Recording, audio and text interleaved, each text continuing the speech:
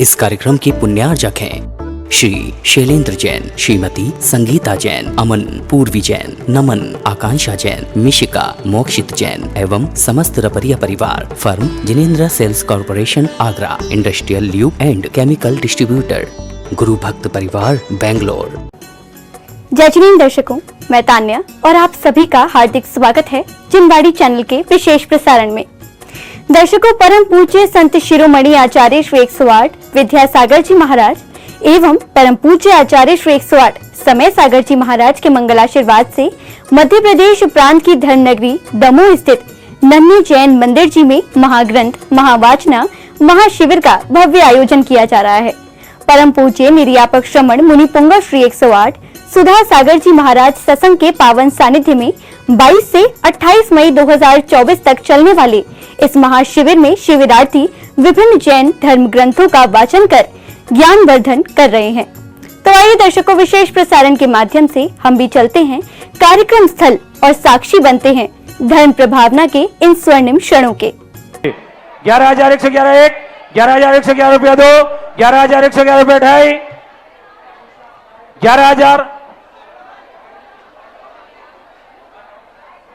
11,111 चलिए 11,111 एक, 11,111 रुपया 2, 11,111 रुपया 2.5, 11,111 रुपया 2.5 और 11,111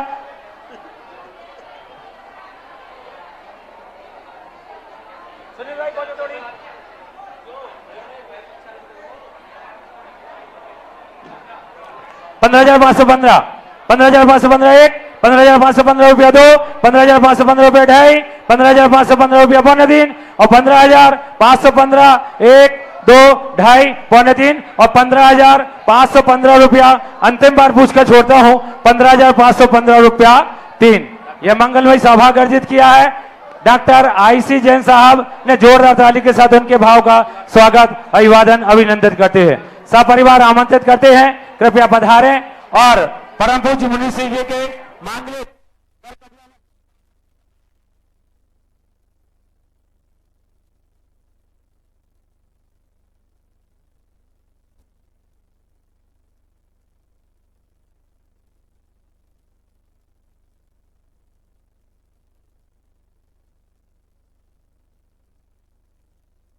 सबको सिद्धिदाता भक्तामर पाठ स्तोत्र का अध्ययन अध्यापन कराकर उपकृत करें। नमोस्तु गुरुदेव। सभी शांत हो जाइए, हाथ जोड़िए, हाथ जोड़िए सभी। नमोस्तु गुरुदेव, नमोस्तु भगवान, नमोस्तु नमोस्तु। जय श्री ओम नमः सिद्धिभ्यः। पंच परमेष्टि भगवान की, आचार्य श्री गुरुवर कुंद कुंद महाराज की जय। आचार्य श्री गुरुवर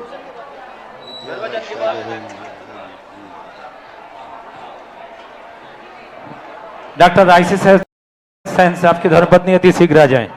आ जाए, आगे आ जाए जल्दी से सपरिवार। गुरु चरणों की धूल हमें जब मिल जाए रे हो, गुरु चरणों की धूल हमें जब मिल जाए रे, उनकी दुनिया में हो उनकी दुनिया में किस्मत खुल जाए रे, गुरु चरणों की धूल हमें जब मिल जाए रे हो, गुरु चरणों की धूल हमें जब मिल जाए रे। और परम पूज्य मुनि पुंगा सुधा सागर जी महाराज जी के कर में साथ समर्पण करने का सौभाग्य अर्जित कर रहे हैं डॉक्टर आईसी जैन साहब, कृपया आगे आ जाएं।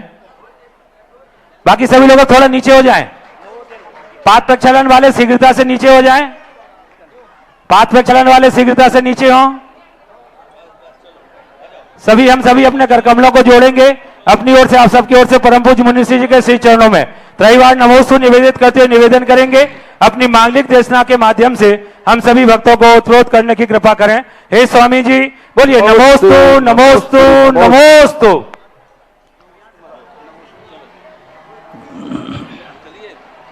कल अपन ने समझा था कि जीवन में ऐसी स्थितियां आ जाती हैं तब जन्म जन्म का किया हुआ पुण्य कम पड़ जाता है। और जब पुण्य कम पड़ता है तो हमें दूसरों से कुछ लेने का भाव आता है। इसे ऋण कहते हैं, लोन कहते हैं। लेकिन जैन दर्शन ने एक ऐसी खोज की, ओम शांति, ओम शांति। देखो अभी भी बोल रही है।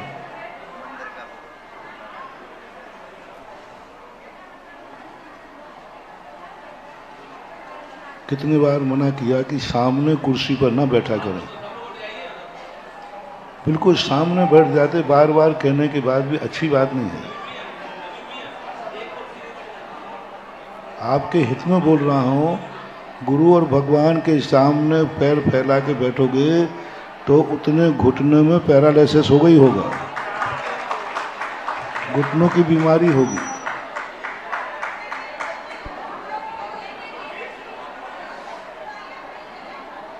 तो इस प्रकार से पर जैन दर्शन की एक अलौकिक खोज है। देखो हम क्या करें बताओ। नवीन, इस आवाज को बंद करो तो मैं बोलूं, नहीं तो क्या बोलूं। चलिए मौन के साथ सभी अपने कर कमलों को जोड़िए और मौन लीजिए जब तक क्लास चल रही तब तक। हे स्वामी जी बोलिए सभी नमोस्तु नमोस्तु नमोस्तु। जब तक क्लास चल रही तब तक हम सभी मौन रहेंगे। बोलिए। और अब कोई बोला दिखाए तो उसको हम खड़े करेंगे, पूरी क्लास में पीछे खड़े होकर के सुनना पड़ेगा और या भगा देंगे उसको।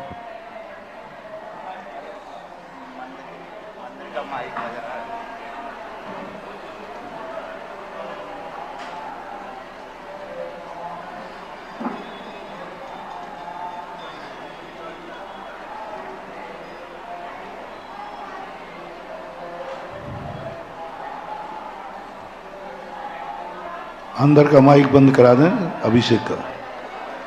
तो एक बहुत बड़ी खोज, हम बोलते तुम्हारी आवाज चालू हो जाती। कितनी अलौकिक खोज जैन दर्शन ने सृष्टि में से की कि तुम्हें आमदनी कम हो गई है तो कर्जदार नहीं बनाया।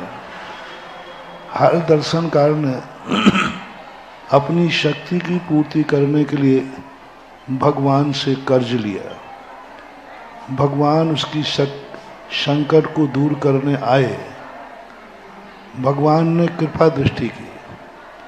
पर जैन दर्शन ने एक ऐसी खोज की कि जब तुम्हारी आमदनी कम पड़ जाए तो एक ऐसा आशीर्वाद, ऐसी भक्ति दी कि तुम्हें कमाने की शक्ति बढ़ जाए। अंतर समझना, जब तुम्हारी आमदनी कम पड़ जाए तो दूसरे से ऋण ले लेना। ये ठीक है कि जब तुम्हारी कमाने की शक्ति कम पड़ जाए तो कमाने की शक्ति बढ़ जाए। दोनों में से क्या ठीक है? कमाने की शक्ति बढ़ जाए। ऋण लेने में तो ब्याज है, कर्जदार हैं, हम उनके ऋणी हो गए। और हमारी कमाने की शक्ति बढ़ जाए तो वो ऋण नहीं है।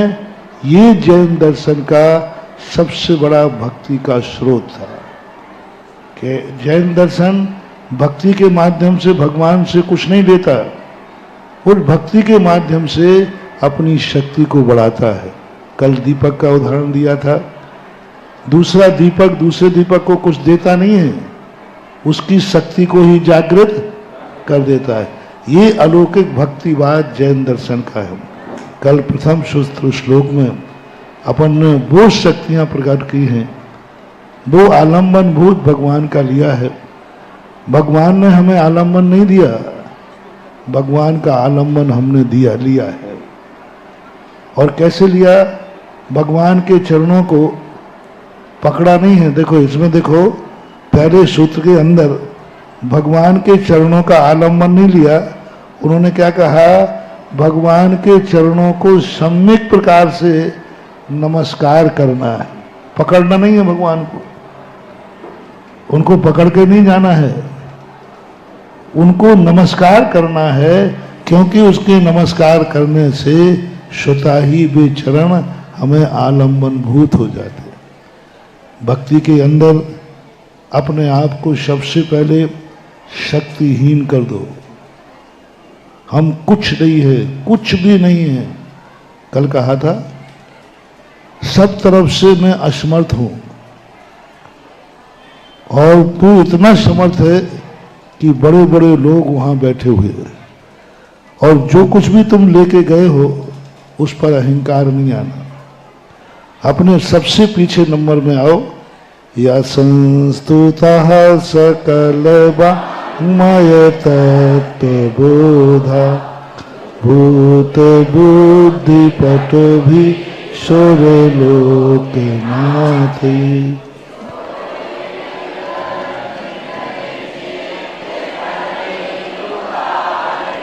स्तोषे के लाय है पीतम प्रथमं जिनी। भक्ति का स्रोत का सबसे बड़ा है। तुम ही भक्त बन के नहीं आए, अहंकार नहीं आना चाहिए। देखो भगवान, मैं आपकी भक्ति करने आया हूं, मैं आपके द्रव्य लेके आया हूं। सबसे पहले भगवान की महिमा इतनी बढ़ाओ, भगवान की, स्वयं की नहीं कि भगवान आप तो मेरी तरफ तो आप ध्यान दे ही नहीं सकते क्योंकि मेरे पीछे तो और बड़े बड़े लोग बैठे। मैं तो बहुत छोटा व्यक्ति हूँ, मेरे में कोई शक्ति भी नहीं है, कोई पुण्य भी नहीं है जो आप मेरी सुनो। क्यों सुनोगे मेरी? मैं तो पापी हूँ। क्यों सुनोगे मेरी? मैं तो बुद्धिहीन हूँ। किसी ने कहा देखो भगवान तुम्हारी नहीं सुन रहे हैं, इतनी आप भक्ति कर रहे हो, इतनी पूजन कर रहे हो, इतना आहार दान दे रहे हो, तो भगवान को उल्हाना मत दो। हाँ सही कह रहे हो आप, इतने दिन से भगवान की पूजा कर रहा हो, कोई सुनते ही नहीं भगवान। महाराज की इतने आगे पीछे घूम रहा हूं, महाराज सुनते ही नहीं है। नमोकार मंद की 1 करोड़ मालाएं फेर ली, कुछ हुआ ही नहीं है। ये उल्हाना कभी मत देना। उल्हाना देते ही सबसे बड़ा अभिशाप है जिंदगी का। अपने से बड़ों को कभी भी उल्हाना देने का अर्थ है तुमने अपनी जिंदगी को अभिशप्त कर लिया। अब तुम कुछ भी करोगे सिद्धि होने वाली नहीं।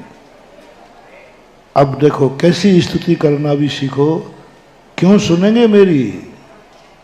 देखो तुम्हारी बात नहीं सुन रहे ना भगवान, इतने दिन पूजा करते हो गए, क्यों सुनूंगा? पापी हूं ना। क्यों सुनूंगा? बुद्धिहीन हूं ना। क्यों सुनूंगा? मेरे में कुछ है ही नहीं, क्यों सुनेंगे भगवान? जन्म जन्म का मैं पापी हूं, बुद्धिहीन हूं, असमर्थ हूं। जितनी निंदा कर सको उतनी करो। अब ऐसे पापी की कौन सुनेगा?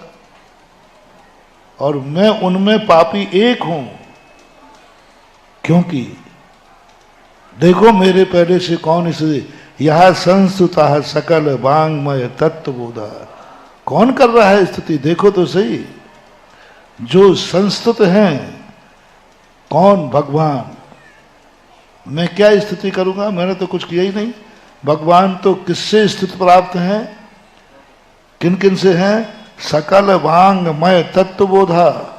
संपूर्ण जिनवाणी को पढ़कर, सकल यानी संपूर्ण, वांगमय यानी जिनवाणी, तत्वबोधा उस संपूर्ण जिनवाणी को पढ़कर जिन्होंने तत्व प्राप्त किया है। उद्भूत बुद्धि, ऐसी परिमार्जित बुद्धि, ऐसी परिमार्जित बुद्धि है जो तत्व के ज्ञाता हैं, पूरे जिनवाणी के ज्ञाता हैं। ऐसे महापुरुषों के द्वारा पटु भी संपूर्ण वांग्मय पढ़ करके जिनकी बुद्धि उद्भूत हुई है, ऐसी चतुर्बुद्धि के द्वारा सुरलोकनाथ ही। सुरलोकनाथ यानी स्वधर्मेंद्र। स्वधर्मेंद्र पूरे द्वादशांग का ज्ञाता होता है और उसकी बुद्धि उस द्वादशांग में से अच्छे अच्छे शब्द भावना पूर्वक ला रहा है। इंद्र कभी छायक सम्यक दृष्टि, कभी बनावटी पूजा नहीं करता, कभी छल कपट से पूजा नहीं करता, कभी ऊपर ऊपर से पूजा नहीं करता, क्योंकि वो सम्यक दृष्टि है। सम्यक दृष्टि की विशेषता, कोई भी क्रिया धार्मिक की करेगा तो धर्म क्रिया में छल कपट नहीं, संसार की क्रियाओं में छल कपट करेगा, संसार के कार्य में झूठ आदि सब बोलेगा, लेकिन जैसे ही परमार्थ का कार्य आएगा, सम्यक दृष्टि की विशेषता है, वह कभी झूठ नहीं बोलता, वह कभी मायाचारी नहीं करेगा, वह कभी ऊपर ऊपर से पूजा नहीं करेगा। मोटिवेशन, आप अपनी अंतर परीक्षण करें, क्या आप पूजा मन में कुछ, वचन में कुछ, क्रिया में कुछ कर रहे हो? कहने में कर रहे हो, भय में कर रहे हो, लोभ में कर रहे हो? आपका क्या परिणाम है? आप महाराज के प्रवचन सुन रहे हो, भक्ति कर रहे हो, क्या लोभ है आपको? कितनी शक्ति छुपा रहे हो आप? शक्ति, सम्यक दृष्टि कभी शक्ति नहीं छुपाएगा, करेगा नहीं। वो ये नहीं कहेगा मेरी शक्ति नहीं है, वो ये कहेगा मेरे भाव नहीं है। लो फॉर एग्जाम्पल, एक व्यक्ति, दो व्यक्ति करोड़पति हैं, दोनों से दान की बात किसी ने कही तो सम्यक दृष्टि समर्थ है, वो कहता देखो भाई मेरे भाव नहीं हो रहे। अब उसने, शक्ति तो मेरी है, शक्ति छुपाई नहीं है, लेकिन मेरे भाव नहीं। दूसरा कहता है, जो दूसरा करोड़पति है, वो दमोई का ही है, वो कहता साहब हाथ देखना, शक्ति नहीं है, महंगाई का जमाना है, आजकल व्यापार धंधा ठीक नहीं चल रहा है, गया काम से, मिथ्या दृष्टि है। अब बुरे दिन चालू हो गए। कभी भी गुरु के सामने, शास्त्र के सामने शक्ति छुपाने का भाव नहीं है। जम सक्कई तम की रही, जम चण सक्कई चा सद्धर्म, कभी भी नहीं, भूल करके भी नहीं। सामायिक में मन नहीं लग रहा है, मन नहीं लग रहा है, मेरी शक्ति नहीं है, मेरी कमर दुख रही है, मुझे हो रहा, बहाना मत बनाओ। मंदिर जाने का बहाना मत बनाओ, स्वाध्याय करने का, नहीं मेरे तो स्वाध्याय हो ही नहीं रहा है, सीधा कहो मेरा स्वाध्याय में मन, और खत्म बात। पढ़ तो सकते हो, पढ़ सकता हूं, मन नहीं हो रहा है। दान देता हूं, मैं अकेला मंदिर बना सकता हूं, लेकिन भाव नहीं हो रहे। सेठ सुदर्शन ने जब अपने पिता की दीक्षा पर यही बात कही, गुरुदेव मेरी मुनि बनने की इच्छा है और मेरे में शक्ति भी है, लेकिन इस समय मेरे भाव नहीं हो रहे। तो ये कला आप सीखें। यदि आपको सम्यक दर्शन है, सच्ची भक्ति है, तो पहला नियम ले लेना, हम मंदिर में धर्म के कार्य में शक्ति छुपाएंगे नहीं। उपवास करने की शक्ति है, कर सकता हूं, लेकिन भाव नहीं हो रहा है।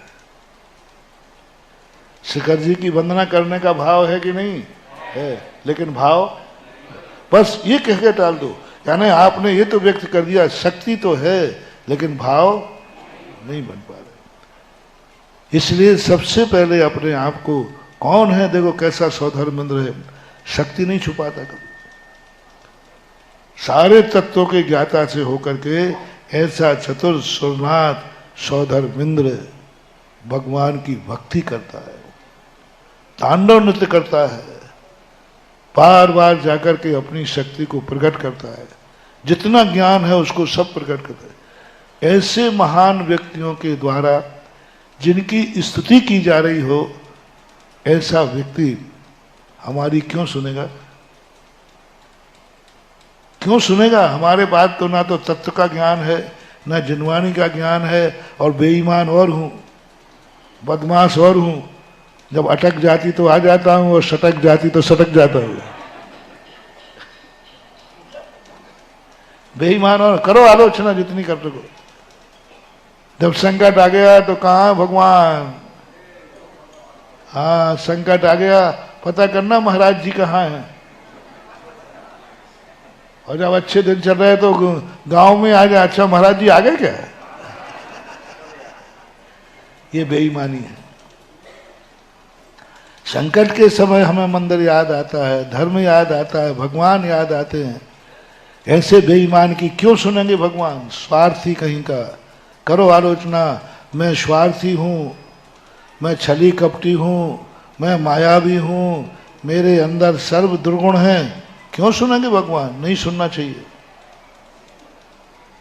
उल्टा बोलो, यदि सुन लेते हैं तो भगवान की गलती है, क्योंकि मुझ जैसे पापी की सुनवाई हो जाए। पूज्य रविशरण महाराज पद्म पुराण में क्या गजब की भक्ति। अंजना बहुत दुखी है और दुखी होते समय उसने महाराज से ये नहीं पूछा कि ये दुख कब दूर होगा, उसने ये पूछा कि मुझे दुख क्यों आया। जब उससे पता चला कि मैंने 22 मिनट के लिए जिनेंद्र भगवान की मूर्ति का अपमान किया था कसाय की वजह, अंजना की भक्ति देखना। बसंती, बहुत अच्छा हुआ किसी ने मेरी सहायता नहीं की, बहुत अच्छा हुआ मेरी सासू केतुमती ने लाते मार के निकाल दिया, बहुत अच्छा हुआ मेरे ऊपर अपवाद आया, बहुत अच्छा हुआ माँ बाप ने भी पीहर में शरण नहीं दी, बहुत अच्छा हुआ आज मुझे कोई, मुझ पापिन को यही सजा मिलना चाहिए। बसंती बार बार कहती थी उनकी सखी बसंत माला कि देखो अपन इतनी भक्ति कर रहा है, कोई सुन ही नहीं रहा है, कोई देवता ही नहीं आ रहा है, इतनी भक्ति कर रहा है 24 घंटे। तो अंजना कहती है बहुत अच्छा हुआ भगवान नहीं सुन रहे हैं, मुझ पापिन की बात की सुनवाई होना ही नहीं चाहिए, यही सबसे बड़ी सजा है। मैं इतनी बड़ी पापन के आपसी कसाय के कारण मैंने भगवान की मूर्ति छुपा दी, बहुत अच्छा, भगवान सुनना मत मेरी, हम कितनी तुझे नमोस्तु करें, कितनी भक्ति करें, मेरे पर दया मत करना भगवान, रो रो के मर जाऊं तो मरने देना, मेरे पर दया मत करना क्योंकि मैं पापी हूं। ये है भक्ति करने का तरीका। जैसे ही अंजना ने ये कहा,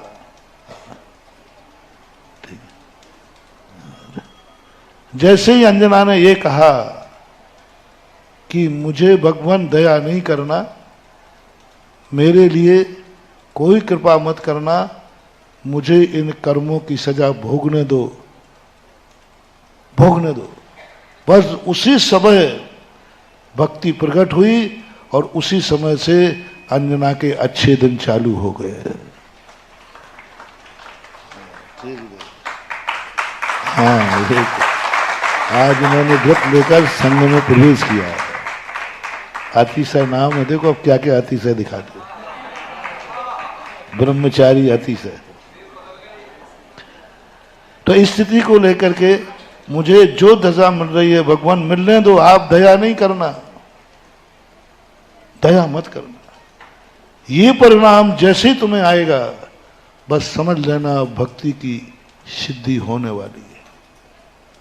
जब ये पुराण मैंने जब पढ़ा था पहली बार, उस समय मैंने भी भगवान से कहा, भगवान तुम मेरे रास्ते के कांटे दूर मत कर देना, अन्यथा मैं तुमसे नाराज हो जाऊंगा। हमारी दादागिरी देखो किस पे चल रही है। दुनिया तो डरती भगवान से, भगवान नाराज नहीं हो जाएं, और मैं धमका रहा हूं, भगवान को धमका रहा हूं कि भगवान तुम मेरे रास्ते के कांटे दूर मत कर देना, अन्यथा मैं नाराज हो जाऊंगा। क्योंकि मैं इतना समर्थ नहीं हूं कि तेरे रास्ते के कांटे दूर कर दूं, लेकिन इतना निकृष्ट भी नहीं हूं कि अपने रास्ते के कांटों पर तुझसे झाड़ू लगवा लूं। मैं इतना उत्कृष्ट नहीं हूं कि तेरे रास्ते के कांटे, लेकिन इतना निकृष्ट भी नहीं हूं कि मेरे रास्ते में तेरे से झाड़ू लगवा लूं। ये इतना आनंद आया उस समय, ये स्वाभिमान, भगवान तुम मेरे संकट दूर नहीं करना, मुझे भोगने दो कर्म, क्योंकि मैंने कोई कर्म किया है। ऐसा परिणाम पूज्यवर महंतुंग आचार्य महाराज दूसरे श्लोक में, किसका नाम अपनी नहीं कह रहे, भगवान देखो मैं भक्ति करने आया हूं, किन परिस्थितियों में आया हूं, कितना आया हूं, ये सब अपना बखान नहीं करना, अपनी प्रशंसा नहीं करना। बोले मैं क्या कर रहा हूं, आपके तो सुरनाथ भी करते हैं। स्त्रोत कैसे करते हैं, स्त्रोत जगत त्रितय, एक स्त्रोतों से नहीं, अनेक स्त्रोत, थकते ही नहीं है। सौधर्म थक ही नहीं रहा। भगवान आप ये हैं, ये हैं, 1008 नाम बोल दी। दूसरा यहां लेना, आपको कभी भी कोई भगवान की भक्ति करते समय थकान महसूस हो रही है, समझ लेना आपने भक्ति नहीं की है, मजबूरी में की है, आपको मजदूरी मिलेगी। भक्ति करने के बाद और बढ़ना चाहिए राग, मजबूरी में बंद करना पड़े, क्योंकि अब समय हो गया, बंद करने का भाव नहीं आया, बस बहुत हो गया। फॉर एग्जाम्पल, कभी आपने माला फेरी, माला फेरते समय मेरू याद आ जाए, समझ लेना ये माला नहीं है, ये मजबूरी की माला। मेरू कब आएगा? अभी है। नवोदयंतारम नवोशदानम नवोदयंतारम नवोशदानम नवोदयंतारम। कितने बार मेरू याद आया?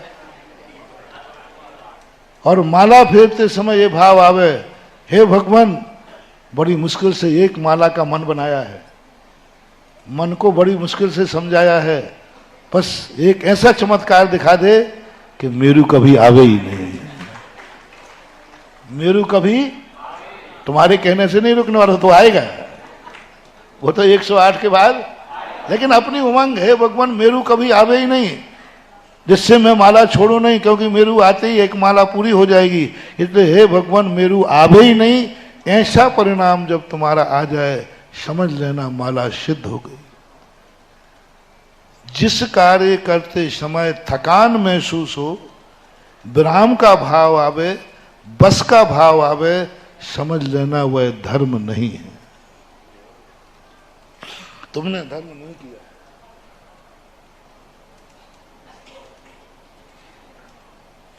चाहे हम सामयिक करें, चाहे हम स्वाध्याय करें, यदि थकान का महसूस भाव हो रहा है, चाहे आप पूजा करें, बस बहुत हो गया, बस बहुत हो गया, बस तो लगा सकते हो, बहुत हो गया, ये भाव कभी नहीं आना चाहिए। बहुत सामयिक कर ली मैंने, बहुत उपवास कर लिए मैंने, बहुत दान दे दिया मैंने, बहुत पूजा कर ली मैंने, नहीं, मैंने अभी कुछ भी नहीं किया। पूरी माला फेर ली, पूरी पूजा हो गई, फिर भी भगवान मैंने कुछ किया ही नहीं। 2 घंटे की सामयिक कर ली, कुछ किया ही नहीं। करोड़ रुपया दान दे दिए, भैया हमने अब बहुत दे दिया, हमें इतना दुखा था, गया काम से, गया काम से, इसका दान बेकार चला गया, क्योंकि इन्होंने कह दिया दान बहुत दे दिया, और दिया भी बहुत था। क्या शब्द आना?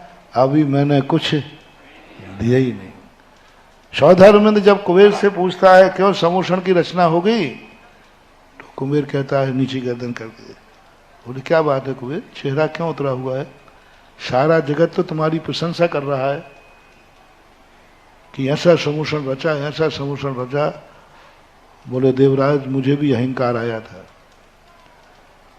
कि मैंने ऐसा समूषण रच दिया, आज तक किसी का नहीं। लेकिन समूषण रचने के बाद जैसे मैंने भगवान की मुद्रा देखी, तो ऐसे लगा कहाँ भगवान, कहाँ ये धूल भी नजर नहीं है।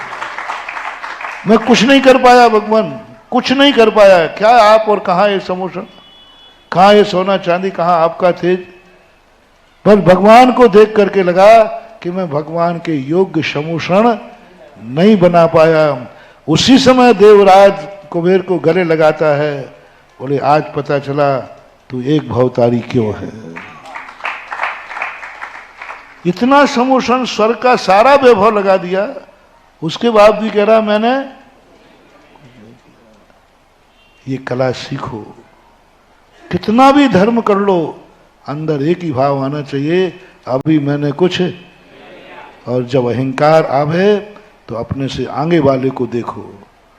कितना दान दिया है तुमने, आगे वाले को देखो।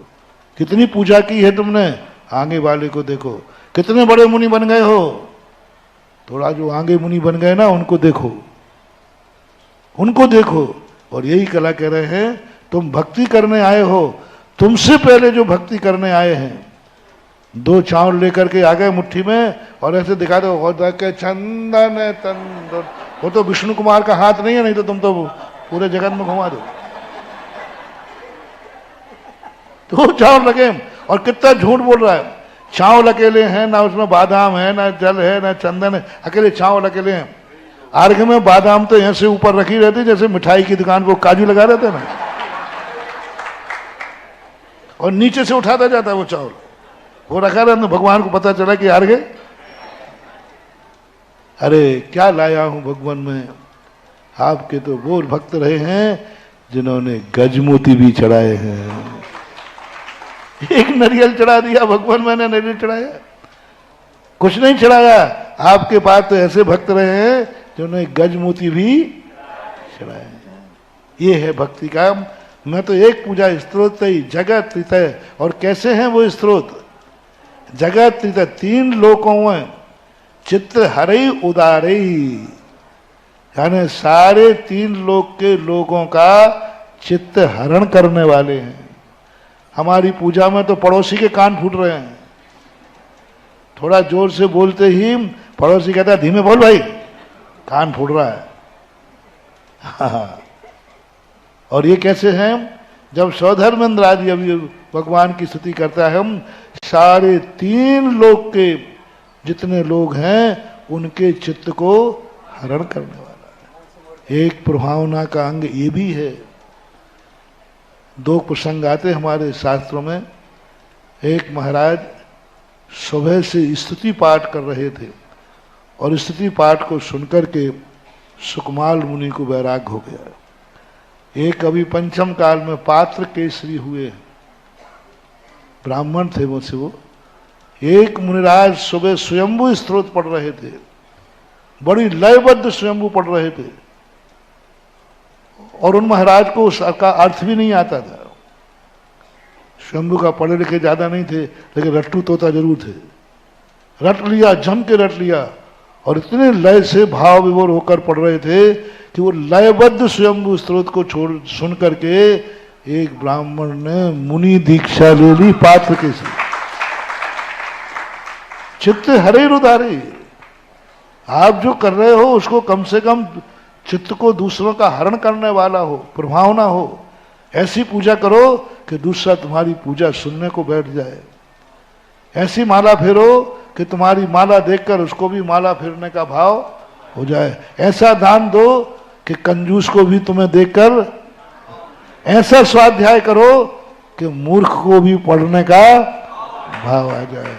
ऐसे मुनि बनो कि महान रागी से रागी को भी वैराग भाव आ जाए। ऐसे शास्त्र में आया, भूदेव भवदेव मुनि मुद्रा को देखकर इतना रागी था, इतना रागी था कि उसके राग की महिमा बड़ी विचित्र थी। पर जैसे ही मुनि मुद्रा देखी, उसको ऐसा वैराग हुआ, तुरंत मुनि दीक्षा लेकर के 3 दिन को अपनी पत्नी को नहीं छोड़ा पीहर जाने के लिए। रक्षाबंधन में साथ में गया, इतना जोरू का गुलाम था, इतना चाहता 3 दिन के लिए।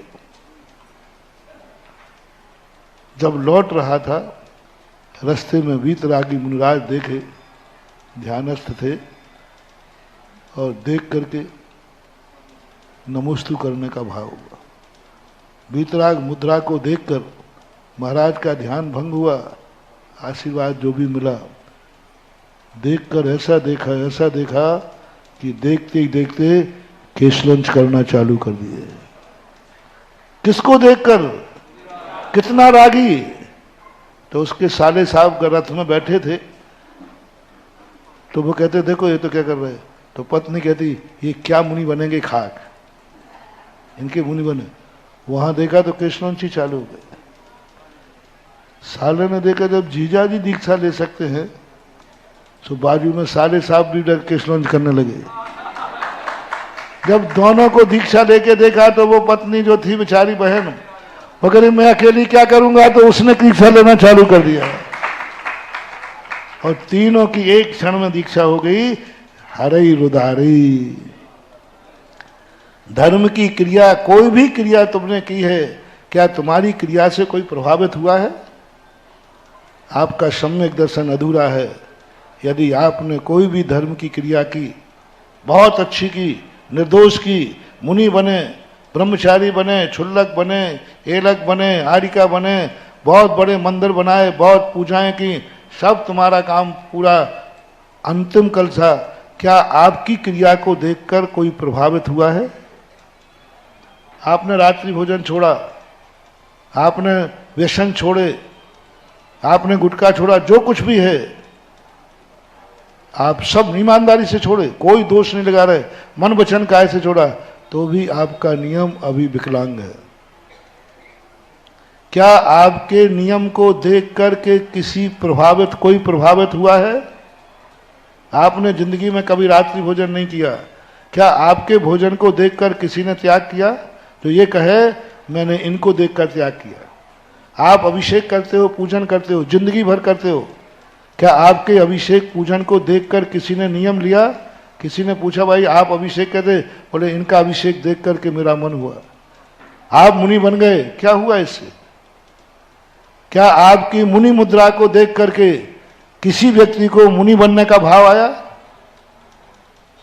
आजकल ऐसे मुनि राज हैं, जो मुनि बनने वाला आया हो वो घर और चला जाएगा, हाँ, उल्टा और हो जाए।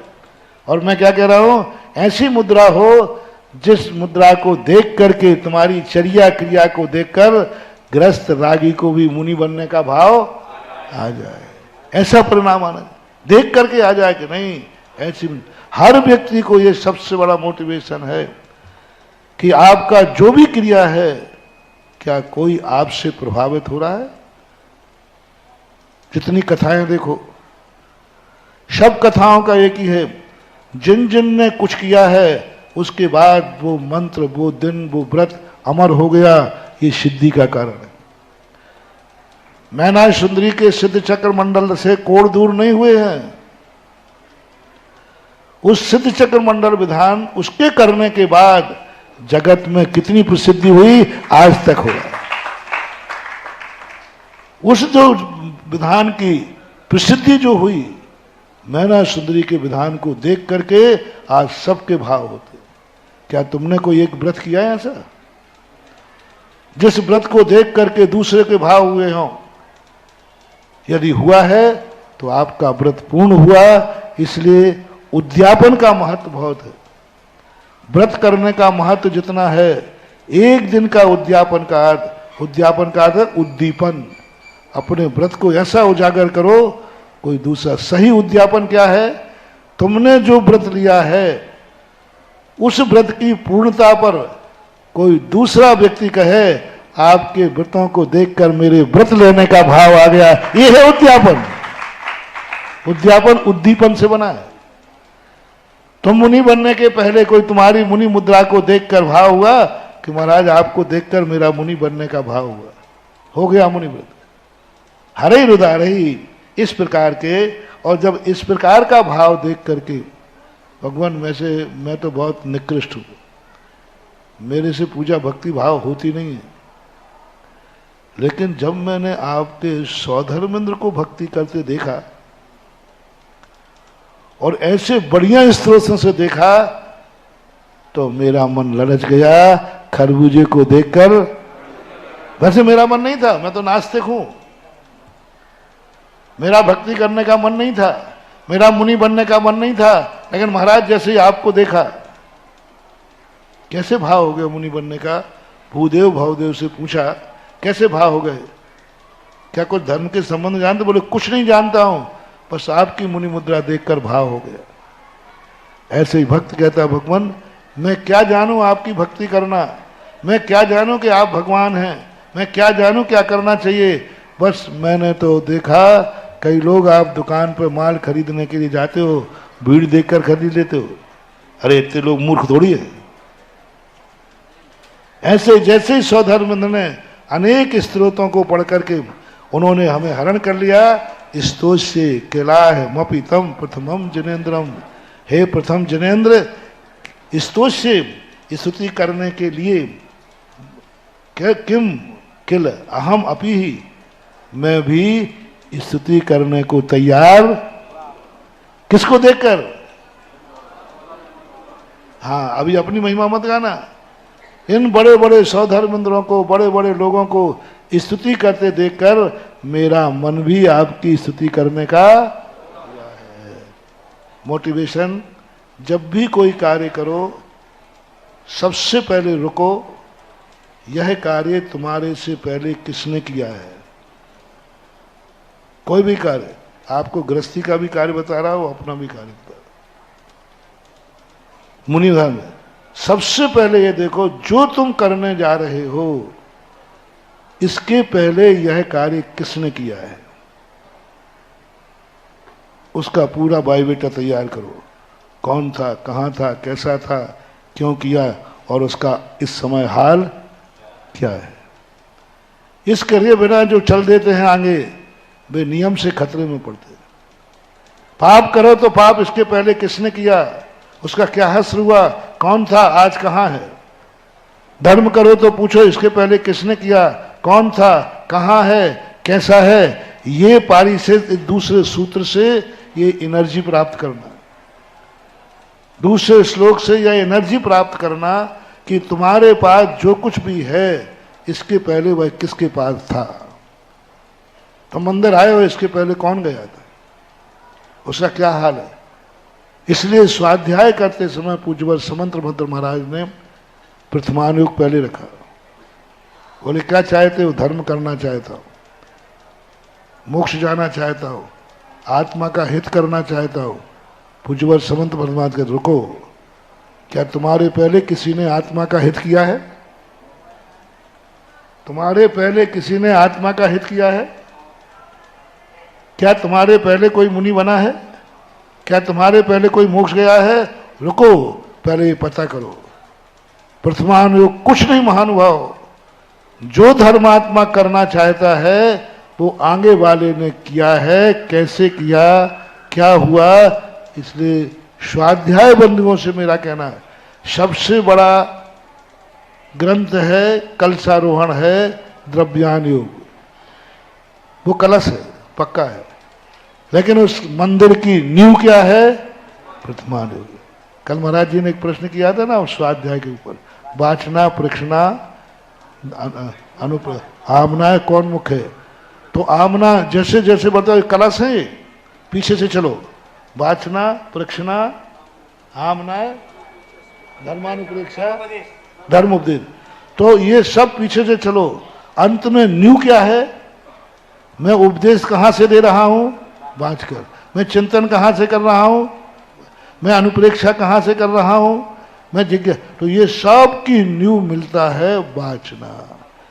बड़ा नहीं है, बड़ा तो आगे का है। ऐसे ये द्रव्यान योग कलश है, तो प्रथमान योग उस मंदिर की नींव है। जो आजकल के लोग क्यों भटक गए, प्रथमान योग को कथा कहानी कहते हैं। आज के द्रव्यान योग पढ़ने वाले क्या कहते हैं प्रथमान योग को, ये तो कथा कहानी है चंपक की। वो चंपक पत्रिका चलती थी पहले, चंपक नंदन, हाँ नंदा, तो वो कहानी है चाचा चौधरी वाली, ये बोलते हैं लोग। और आज पूज्यवर क्या कह रहे हैं महाराज, बोधि समाधि निवारण। तो पहले कौन गया, प्रथमानुयोग पढ़ो सब। सम्यक दृष्टि कैसे हुए, सम्यक ज्ञानी कैसे हुए, चारित्री कैसे हुए, जिससे कह सको मैं जा रहा हूं, इसके पहले वो चल चुके हैं, देख लो उनका क्या हश्र हुआ है। यही स्तोत्र से कलाहमपितम प्रथमम जनेन्द्रम। अब प्रथम जनेन्द्र का अर्थ यहाँ दो लोगों से पंडित लोग कहते हैं, ये आदिनाथ भगवान की स्तुति है। मैं इसको 24 तीर्थंकरों के संबंध में मेरा चिंतन हुआ, युगम युगादौ पहले श्लोक में। तो युग के आदि में कौन हुए, ऋषभदेव, सीधा अर्थ है। और अब तो स्पष्ट हो गया प्रथम जनेन्द्रम। प्रथम जनेन्द्र कौन है, तो सबने कह दिया आदिनाथ भगवान का स्त्रोत है। नहीं, अब मेरा चिंतन देखना, युग के आदि में भी सबसे पहले स्तुति जिनेन्द्र की जाती थी। प्रथम जिनेन्द्र है ना, नमो अरिहंताणाम बोलते ना। सिद्ध भगवान को कहाँ बोलते आप, पीछे बड़े कौन है, सिद्ध भगवान। लेकिन पहले किसको नमस्कार, तो भक्तांबर कार्य कह रहे हैं युग के आदि में भी प्रथम जिनेन्द्र की स्तुति की जाती थी। यानी सबसे पहले दुनिया में कौन वंदनीय है, जिनेन्द्र। कब से वंदनीय है, युग के आदि में। अब ये 24 तीर्थंकरों पे चले गए ये दोनों श्लोक।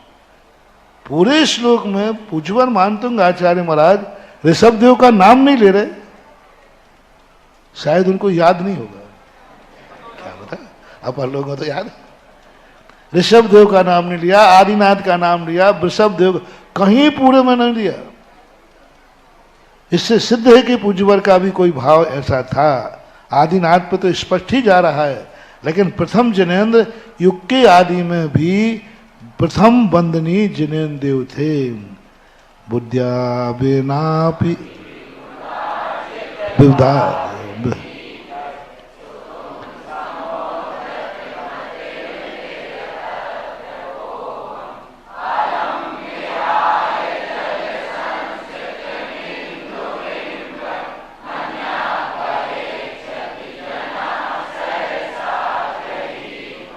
बुद्ध्या बिनापि विबुधार्चित पादपीठ स्तोतुम समुद्यत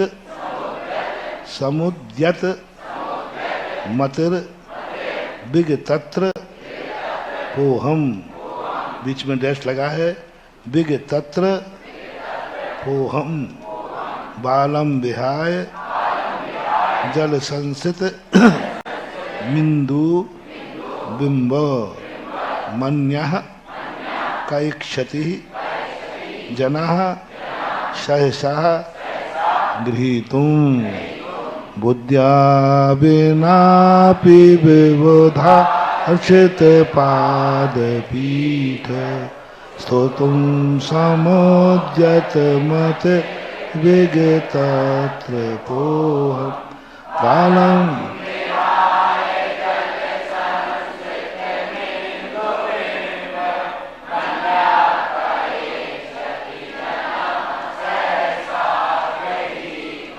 फिर एक तरीका स्तुति करने का, एक नया मोटिवेशन।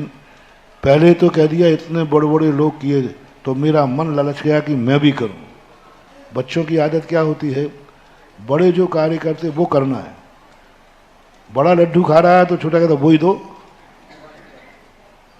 छोटों का सबसे बड़ी कमजोरी मानना है। बड़ों की बात, बड़े जो कर रहे हैं वो मैं करूंगा, बड़े जो खा रहे हैं मैं खाऊंगा, बड़े जहां जा रहे हैं मैं भी जाऊंगा। लेकिन माँ क्या कहती है, देख छोटा जो है तू, नहीं बड़ा लड्डू खाऊंगा, तो वो मेहनत भी तो करता है, वो मैं छोटा हूं। मेहनत की बात आई तो छोटे हैं और खाने की बात आई तो बड़े। ये कॉम्पिटिशन सब में चलता है। जब मान सम्मान की बात आएगी तो हम भी कोई कम थोड़ी है। ले सब घर में हिस्सा बांट की बात आएगी तो छोटा भाई कर, मैं भी तो भाई हूं। अरे भाई वो बड़ा भाई है, तेरे बाप बराबर। नहीं नहीं मैं कोई है। तो जब ये बात आती है तो छोटों की सबसे बड़ी कमी होती है कि बड़ों की बराबरी करते हैं, करने का मन करते हैं। लेकिन जो अच्छे लोग होते हैं वे बड़ों की बराबरी का काम तो करते हैं लेकिन अपनी औकात पहचानते हैं। मन तो उनका ललचेगा, मन तो आएगा, भगवान को देखकर भगवान बनने का भाव तो आएगा, लेकिन वो अपनी औकात पहचानते हैं। और औकात में क्या कह रहे हैं, बुद्धिया बिना भी। इतने बड़े बड़े लोग स्तुति कर रहे हैं लेकिन मैं तो बुद्धि से हीन हूं, मेरे पास बुद्धि है ही नहीं, हम कुछ नहीं जानते, हमें कोई ज्ञान नहीं है। और आप कैसे हैं भगवान, विबुध अर्चित, विबुध यानी देवता, अर्चित यानी पूजित। पादपीठ, पादपीठ के संबंध में बहुत सारे भ्रमित हैं। पादपीठ का अर्थ लेते हैं भगवान के पैर की रखने वाली चौकी, ये घटित ही नहीं होता। देवों के द्वारा पूजित है पादपीठ। अब पादपीठ जैनागम में कहीं नहीं लिखा, दिगंबर श्वेतांबर में तो आता है, दिगंबरों में कभी नहीं आता कि भगवान अपना एक पैर जिस पर रखते हैं, वो राजा लोग बैठते हैं ना नीचे पैर लटका करके, तो नीचे जो चौकी लगी रहती है उसको पादपीठ बोलते हैं। ये रूढ़ अर्थ है, ये रूढ़ अर्थ है पादपीठ का अर्थ। दिगंबरों में घटित ही नहीं हुआ, कभी भगवान पाद पीठ पे बैठते पैर रखते ही नहीं है। और वो भी रखते कब हैं? जब वो विहार करते हैं तो 225 कमलों की रचना होती है, तो वो तो चलते समय उसको पाद पीठ नहीं कहा। अब पाद पीठ कौन है? जो मैंने चिंतन किया, पाद बोलते हैं नीचे के हिस्से को, नीचे का हिस्सा, और पीठ बोलते हैं ऊपर के हिस्से को। हे भगवान, आपके पैर जो हैं पाद पीठ देवताओं के द्वारा पूजा की गई है। पाद पीठ है ना नीचे का हिस्सा ये, और ऊपर इसका। अपन महाराज खड़े होंगे तो क्या पूछेंगे? ऊपर के हिस्से को पाद नहीं बोलते, पाद बोलते हैं नीचे के हिस्से को, तलवे को पाद बोलते हैं। और पाद की पीठ क्या है? ऊपर का हिस्सा। तो ये यहाँ पर अर्थ लेते हैं, तो दिगंबर धर्म से कोई बाधा नहीं जाएगी। हे भगवान, आपके पैरों की पीठ यानी ऊपर का हिस्सा देवताओं के द्वारा विदार्जित पूजित किया गया है। अन्यथा कोई भी सिद्ध नहीं कर पाओगे कि पैर रखने वाली पार्टी तीर्थंकर ने कभी पैर रखे ही नहीं।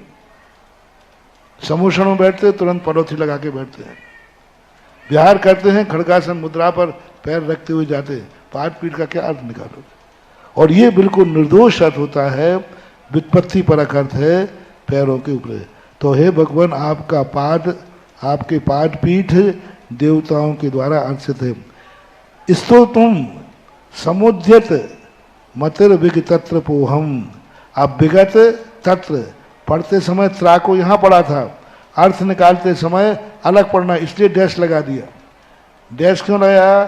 सीधा मतिर विग तत्र पोहम लिख देते, नहीं, अर्थ निकालने में सुविधा पड़ जाए। क्योंकि अर्थ निकालते समय ता को अलग करना है, त्रा को अलग करना है, लेकिन पढ़ते समय ता और त्रा को एक साथ पढ़ना है। मतिर विग तत्र पोहम। हे भगवान, मैं बुद्धिया बिनापी, इस बिना बुद्धि के आपकी स्तुति करने को तैयार। अब बोलो, कोई व्यक्ति जिस कार्य को करने की हिम्मत ना हो और वो करने को तैयार हो जाए तो अपन कहते अरे शर्म कर रहे, शर्म। कहाँ राजा भोज, कहाँ गांगू तेली, भगवान की भक्ति करने चला। अरे बड़े बड़े देवता जहां समर्थ नहीं वहां तुम क्या चलाए? तो अपन लोग बोलते हैं शर्म कर, लज्जा कर। तो भगवान कहते हैं, वो मानतंगाचार्य महाराज कह रहे हैं, मैं लज्जाहीन हो गया हूं। क्या? मतिर विग तत्र पोहम, मेरी मति विगत यानी रहत, त्रप, त्रप यानी लज्जा, अहम, मेरी मति लज्जाहीन हो गई है। मैं क्या करूं? निर्लज्ज हो गया हूं। ये अपन भाषा बोलते कि नहीं? अरे तू इतना बड़ा कार्य, थोड़ा शर्म कर, अभी हंसी मजाक उड़ेगी। तो मानतंगाचार्य कह रहे हैं, मैं भी इसी कोटि में आ गया हूं। इनका मन कह रहा है लज्जा कर, शर्म कर। किन भगवान की स्तुति करने चढ़ा है? जिनकी देवता कर रहे हो। तो अब मानतंग ने कहा, तुम्हें जो कहना हो तो कहो। लो, मैं ही कहता हूं, मैं निर्लज्ज हूं। लज्जा रहित हो ही लज्जा रहित, विग तत्र पोहम। शक्ति नहीं है फिर भी मैं भक्ति करने चल पड़ा हूं। गजमोती जहां चढ़ते हो वहां मैं चावल लेके चल पड़ा हूं। है लज्जा की बात कि नहीं? बहुत बड़ी लज्जा की बात। भक्ति करना सीखना। कितनी निंदा, कितनी प्रशंसा। एक एक श्लोक में देखना, अपने आप को तो जितने दुर्गुण थे, निर्लज्ज कह रहे पूज्यवर, बताओ भक्ति करने में क्या निर्लज्जता है? क्या लज्जा रखूं? कोई पाप कर रहे हैं क्या?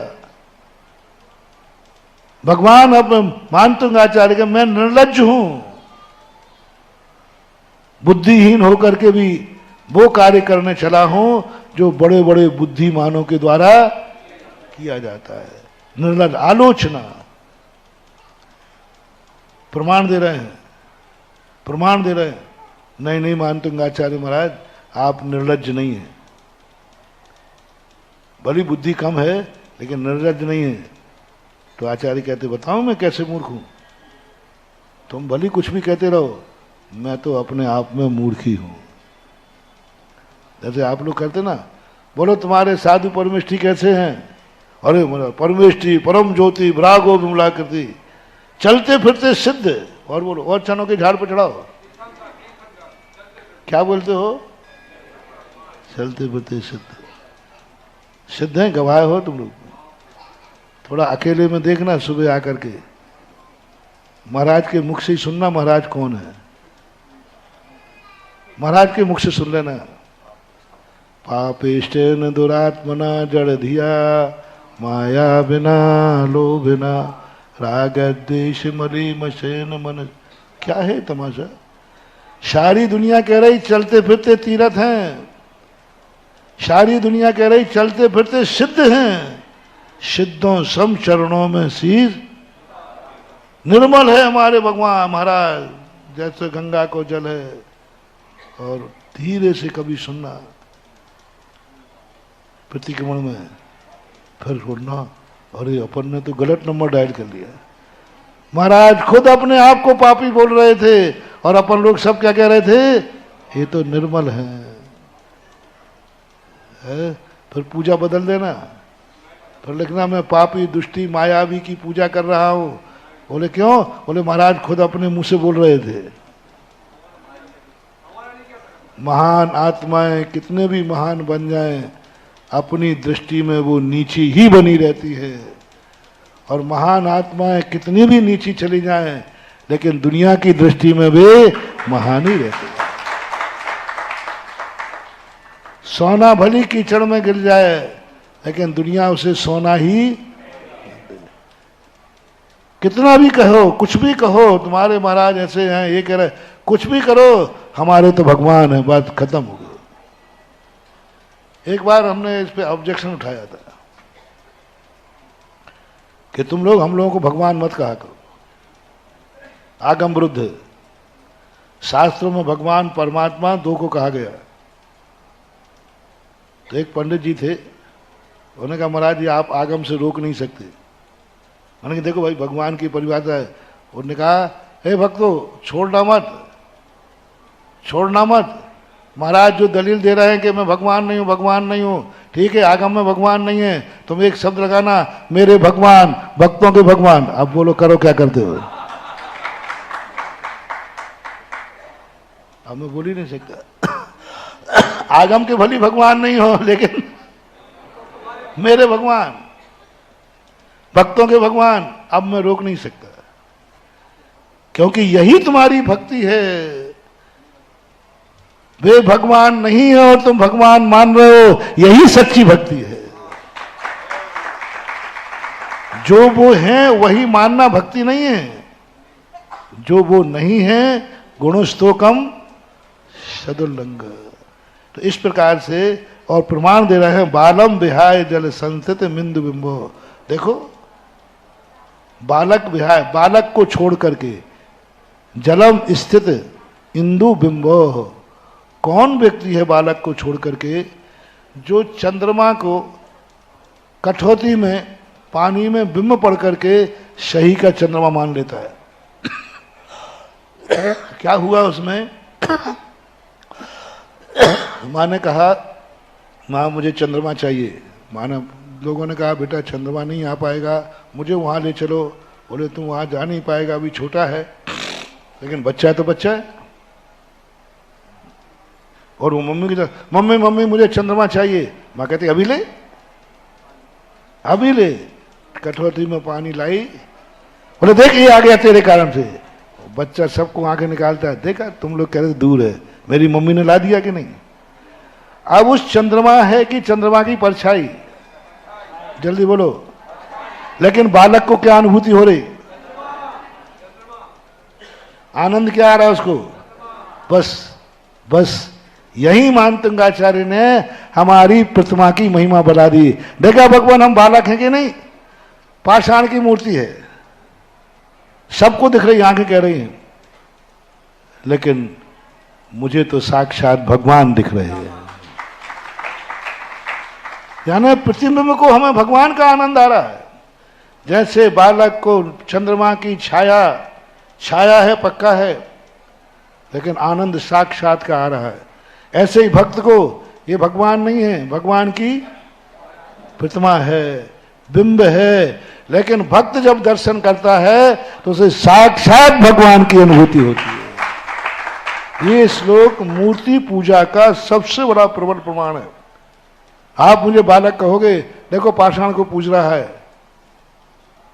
आप दुनिया हंसेगी कि देखो छाया को पूज रहा है, लेकिन मैं क्या करूं, मुझे तो साक्षात भगवान की अनुभूति होती है।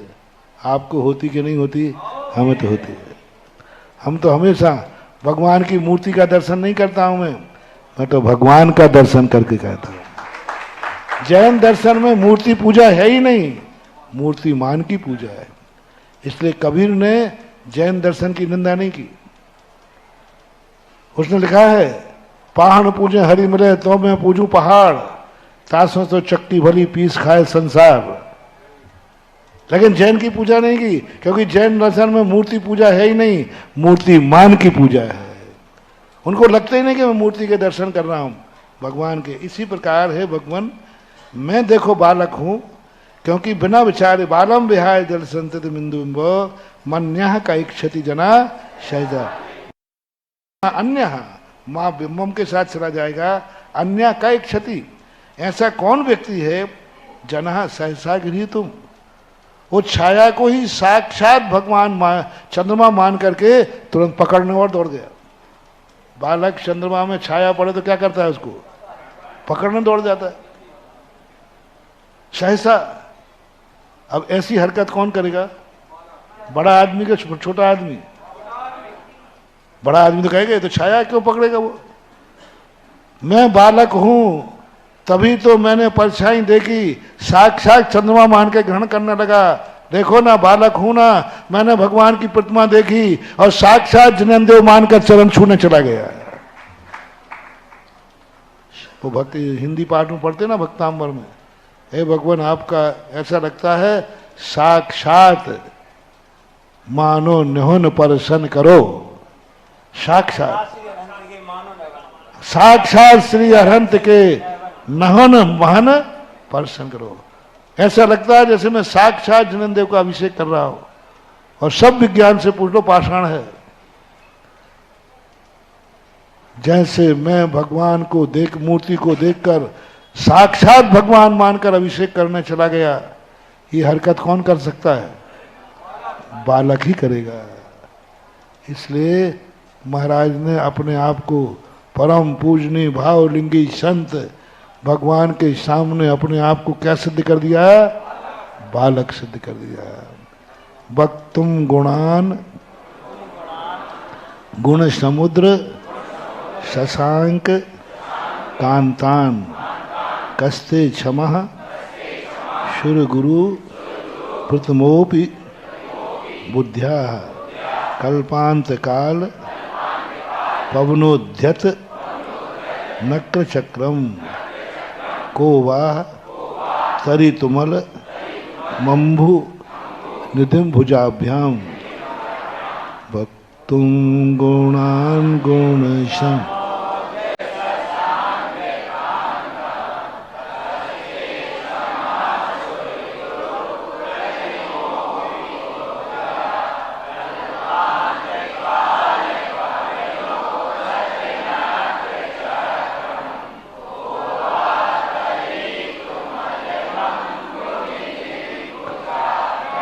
पुनः भगवान की स्तुति करते हैं, हे भक्तम भक्तुम, भक्तुम यानी मैं वक्ता, गुणान समुद्र, किनको करने को तैयार हुआ हूं?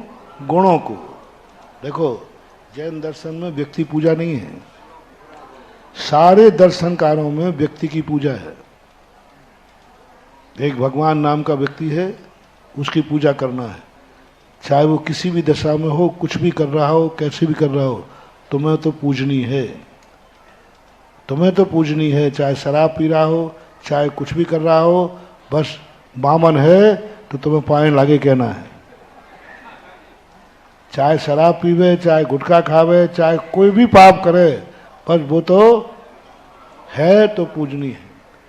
इसी प्रकार वो भगवान है, चाहे कुछ भी करे, चाहे चोरी करे, चाहे चपाटी करे, चाहे अपनी बिटिया से शादी कर ले, चाहे अपनी, हाँ ऐसे हैं भगवान बहुत सारे, लेकिन फिर भी तुम्हें कुछ नहीं देखना, वो तो भगवान है तो है। वो तो साधु है, चाहे गांजा पीजे, चाहे भांग खावे, गंजेड़ा हो भंगेड़ा हो, पाए लगे गुरुदेव, जय जय गुरुदेव। नहीं, जैन दर्शन व्यक्ति की पूजा नहीं करता, गुणों की पूजा करता है। गुण हैं तो पूजनीय है, व्यक्ति से हमें कोई लेना देना नहीं है, गुणों की पूजा होती है। गुण है तो सब कुछ है, और गुण नहीं है तो वो पूजनीय नहीं है।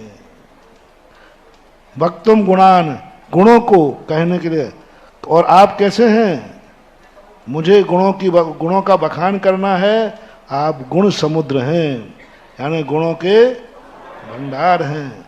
और आपके उन गुणों की भंडार की ख्याति क्या है, शशांक कांतान। शशांक कांतान, चंद्रमा के समान नहीं,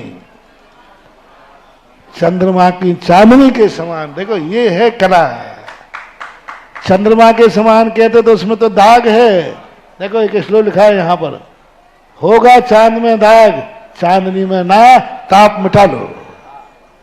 पूज्यवर का है, आचार्य महाराज का, वो लिखा है घाई के, होगा चांद में दाग, नहीं मैं चंद्रमा से कैसे शीतलता मिटाऊं, उसमें तो दाग है।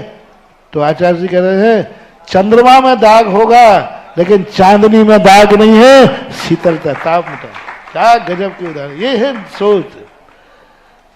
और तुम्हें तो कह दिया जाए चंद्रमुखी कन्या, वो फूल, अरे मुझे चंद्रमा कहा, अरे चंद्रमुखी कहने का अर्थ है काला धब्बा। चंद्रमा के समान कह दिया।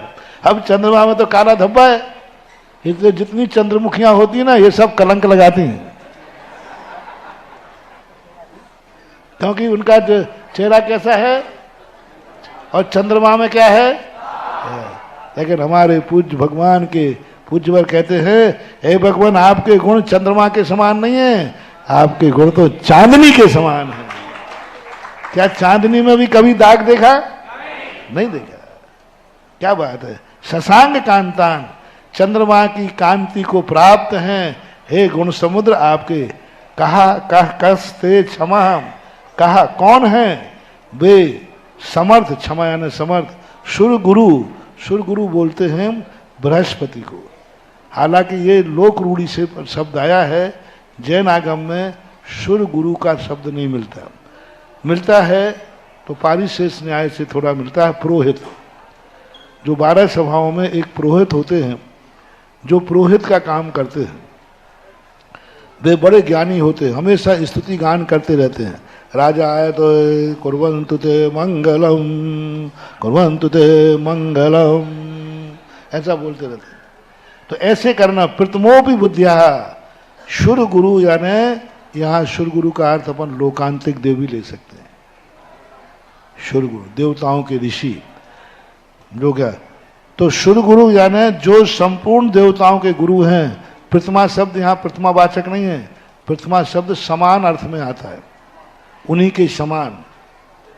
तो प्रथमा यानी शुर गुरु के समान भी बुद्धि के द्वारा वे क्षमा कहस्ते। हे भगवान आपके गुणों का बखान करने के लिए शुर गुरु भी समर्थ नहीं है। क्यों? कौन सा उदाहरण दिए? क्योंकि आप हम कहाँ समुद्र में पड़े हैं और कहाँ आप बैठे हैं। ये उदाहरण सब लोग विषम कहते हैं, ये उदाहरण यहाँ नहीं देना चाहिए। गुण समुद्र हैं, गुणों में जो रत्नाकर में गुण भरे हैं, रत्न भरे हैं, उन तक मैं कैसे पहुंचूं, आप तक मैं कैसे पहुंचूं? मैं तो ऐसे संसार में पड़ा हूं। इस संसार सागर को जब पार करूं तब आप तक पहुंच पाऊंगा। और मेरा संसार सागर कैसे है? कल्पांत काल पवनोद्यत नक्रतम, कल्पांत काल की हवा से, पवन से उद्यत हुआ है समुद्र। वो सुनामी लहर आई थी ना अभी, ऐसी बड़ी बड़ी लहरें उठी। और जब लहरें उठती हैं तो उद्यत नक्र चक्रम, जब समुद्र में बड़ी बड़ी लहरें उठी तो समुद्र में बड़े बड़े मगरमच्छ हैं जो शांत थे। जैसे ही तूफान आया तो वे नक्र चक्रम, नक्र यानी मगरमच्छ, चक्र यानी समूह। एक मगरमच्छ नहीं, अनेकों मगरमच्छ क्या हुए? उद्यत, उद्दंड हो गए, बहुत उद्दंड हो गए। अब ऐसे में को वा तरीतुम, कौन है जो तरीतुम यानी तैर सकता है, अम्भु निधिम ऐसे समुद्र को भुजाभ्याम। अब देखना, भगवान बैठे हैं समुद्र के उस पार और हम हैं समुद्र के इस पार। हम कैसे भगवान आपके तक पहुंचेंगे? क्योंकि इतना बड़ा बीच में समुद्र है। समुद्र क्या है यहाँ? संसार सागर। मगरमच्छ क्या है यहाँ? मिथ्यात। नाग क्या है? कसाय। जिस समुद्र में कसाय रूपी नाग ने मिथ्यात रूपी मगरमच्छ भरे हैं, ऐसे समुद्र को पार करना है। किससे? भुजाओं से। बोलो कितना कठिन है। और सुनामी लहरें और चल रही हैं। कल्पांत काल पवन का अर्थ है छठे काल के अंत में ऐसी पवन चलेगी, ये पहाड़ आकाश में पत्ते के समान उड़ेंगे। ये सब पहाड़, जितने बड़े बड़े पहाड़ है ना, ये पत्ते के समान आकाश में उड़ेंगे। ऐसी हवा चलेंगी, ये मकान तो पता ही नहीं कहाँ चलेंगे। उस समय से समुद्र जो उद्वेलित हुआ है, ऐसा को वाह तरीतुम, तरीतुम यानी तैरने के लिए, अम्भु निधिम ऐसे समुद्र को भुजाभ्याम कहा। कौन भुजाओं से तैरेगा?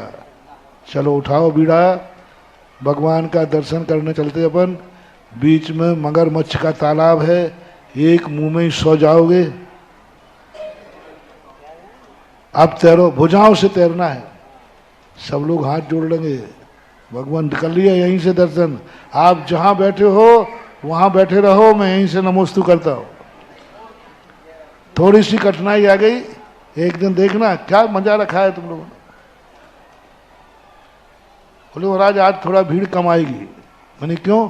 बोले ठीक घर से निकलने का समय था, उसी समय पानी बरस गया। पानी बरस गया। थोड़े से पानी ने तुम्हें प्रदूषण रोक दिया। थोड़ा सा पानी बरसता है तो मंदिर छोड़ दो। थोड़ी सी विघ्न बाधा आ जाए, अब क्या करें? ब्याई जी आ गए हैं, समधी साहब आ गए। राजस्थान में ब्याई जी बोलते थे। अब समधी जी आ गए महाराज, अब कैसे आए प्रवचन में? अब समधी जी आ गए, अब अभिषेक के समय कैसे आए? यानी थोड़ी सी बाधा, यानी समधी से भी ज्यादा गए बीते भगवान का अभिषेक है।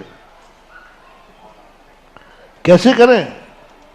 एक बार भगवान से मैंने कहा, भगवान थोड़ी इन पे दया किया करो। बोले हाँ कर लूंगा। इनसे पूछो मेरी कीमत कितनी है। दो दूल्हा दुल्हन आए ना परिवार को लेके, वो मंदिर के आते हैं दर्शन कराने।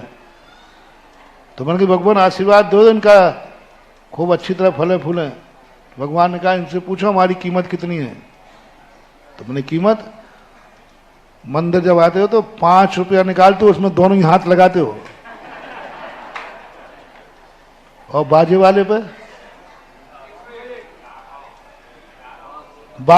पर लोग हजारों रुपया लुटा देते, बिल्कुल नई खरीद। 1000 की गिट्टी 1200 में लेते हो बैंक से। किन के लिए? बाजे वालों के लिए।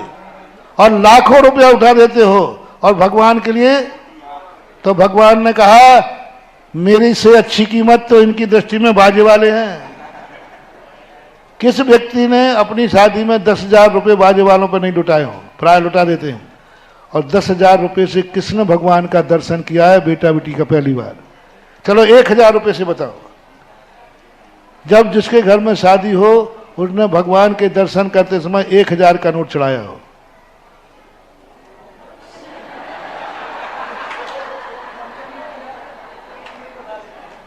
और कितने लोग हैं जिनकी शादी में बाजे वालों पर 1,000 रुपया भी नहीं लुटाया गया हो? अभी की बात कर रहा हूं, पहले की नहीं। 1,000 रुपया शादी के बारात पर नहीं लुटाया गया हो, बाजे वालों पे हो है कि नहीं? तो भगवान ने कहा अब तू देख ले मेरी कीमत बाजे वालों से कम है। किन्नर ले जाते 25-25 हजार, हेजड़ा तालियां बजाने वाले। और भगवान के पास आए तो वो 5-10 रुपए का नोट, उसी में दोनों ने हाथ और लगा लिए। इस पर मैंने बहुत बड़ा प्रवचन दिया था कई बार, 2-3 दिन तक। क्या मिलेगा तुम्हें सिद्धियां, कैसे होगी? और वही बात यहां कह रहे हैं आचार्य महाराज कि क्या बात है। अब ऐसे समुद्र को थोड़ी सी परेशानी में तुम आकर के मंदिर छोड़ देते हो, धर्म छोड़ देते हो। पूज्यवर क्या कह रहे हैं भक्ति के लिए, कैसे होती है भक्तियां? ऐसा समुद्र पार करा रहे हैं, गजब गजब। मैंने कहा भगवान थोड़ा कम करो, भग जाएंगे सब। ये दमोह के लोग हैं, थोड़ा कम करो, मंदिर में खाली बढ़ेंगे, अपनी बचोगे आप और हम। इतना मत करो कि मगरमच्छ भी करो और कल्पांत काल की। पर भगवान तो भगवान है महाराज। भगवान तक पहुंचने के लिए कितनी कठिनाई, इससे कठिनाई क्या आएगी? मगरमच्छों से भरा हुआ समुद्र है और भगवान को अर्घ चढ़ाने उस पार जाना है। कौन है? कौन है? सब यहीं चढ़ो महाराज जी, यहीं से चढ़ा दूं तो ऑनलाइन भेज देंगे। नहीं महानुभाव, क्या कहां पूज्यवर मानतंग आचार्य की कला देखो, कहां भगवान को इतना कठिन स्थान पर बैठा दिया, कहां, और रास्ते में कितनी कठिनाई डाल दी। उसके बावजूद ही हिम्मत से क्या कहते हैं, कौन करेगा पार? सोहम तथापि तब भक्ति वसान मुनीश कर तुम स्तवम विगत शक्ति रपि प्रवत्ता प्रीत्यात्म वीर मविचार्य मृगी मृगेन्द्रम नाभेति किम निज शिशो परिपालनार्थम सोहम तथापि।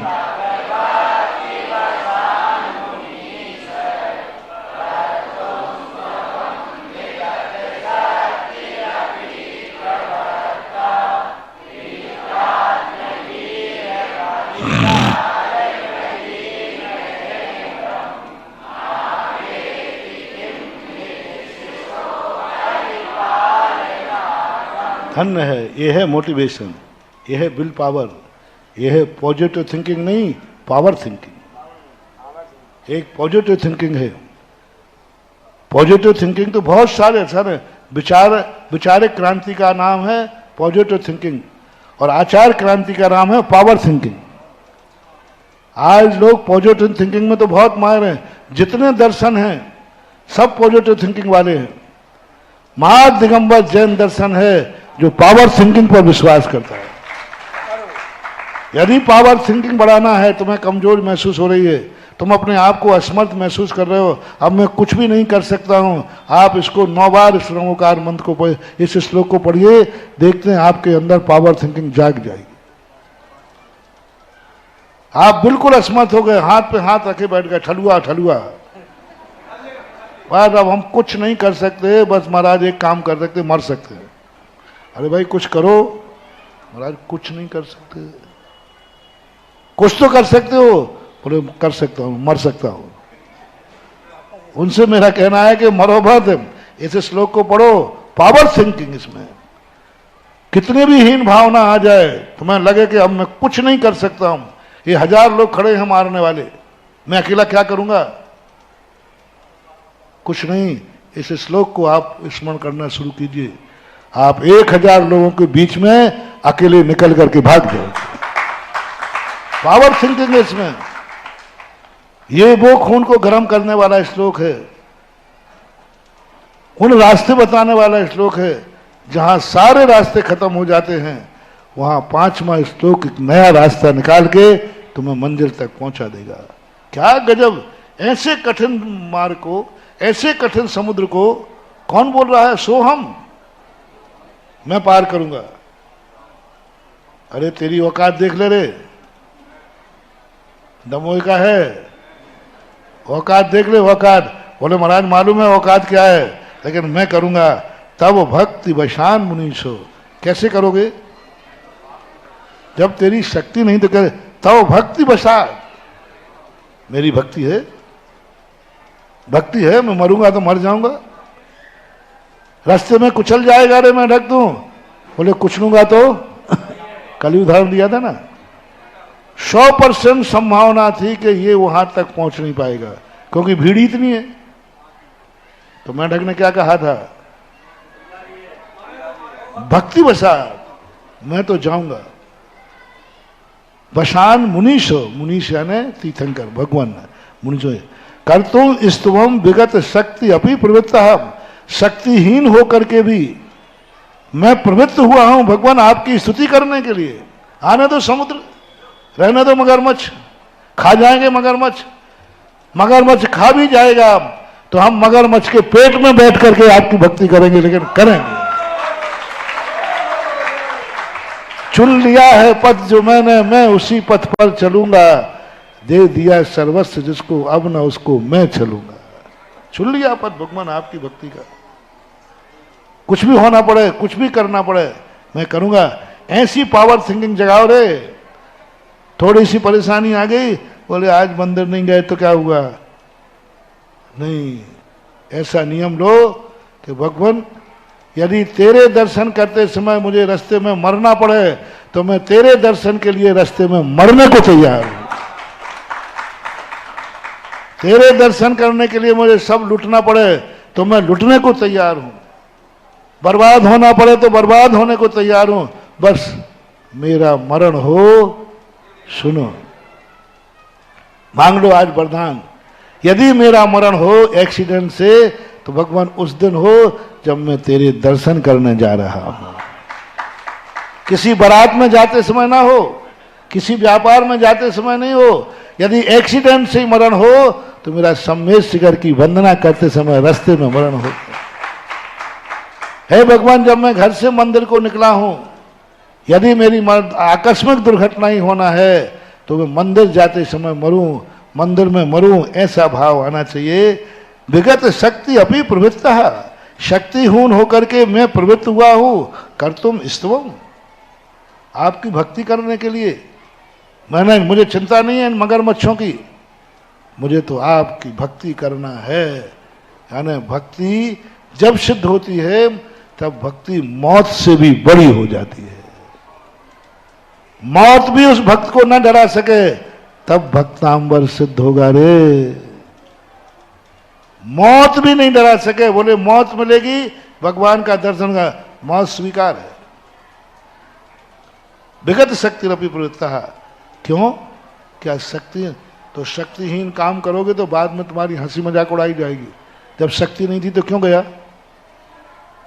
जब तैरने की शक्ति नहीं थी तो समुद्र में कूदा, अपन यही मारेंगे ना, पीटेंगे उसको। तू डूबा गया, तैर के जानता? बोले नहीं जानता था। फिर कूद क्यों गया? एक ऐसी घटना घटी, एक बेटा कुएं में गिर गया, उसका भाई बाजू में बैठा था, उसने अपने भाई को बहुत चाहता था। वो जैसे उतरा और भाई डूब रहा है, वो कूद गया और वो भी तैर के नहीं जानता था। इतने बाप आ गया, दोनों बेटों को डूबते देखकर वो कूद गया, वो बाप भी तैरना नहीं जानता था। तीनों पूछे भाई तुम क्यों कूदे? तो क्या करते? अपने भाई को डूबते देख लेता। क्या करता? मैं दो बेटों को मरते देख लेता।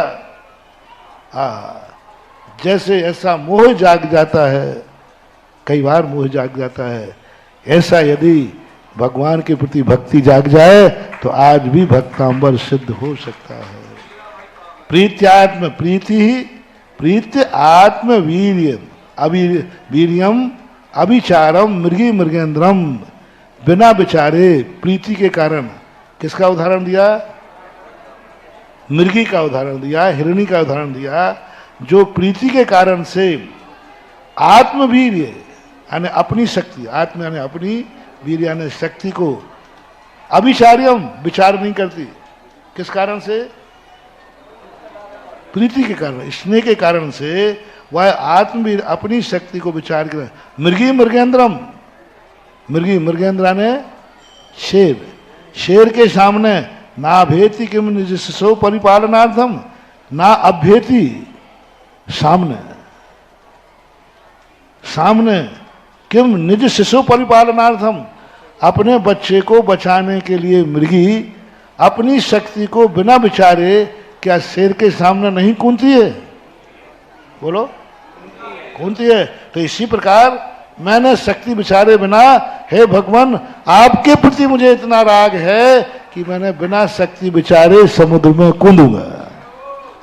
ये है positive power, power thinking. Positive thinking नहीं, पावर थिंकिंग।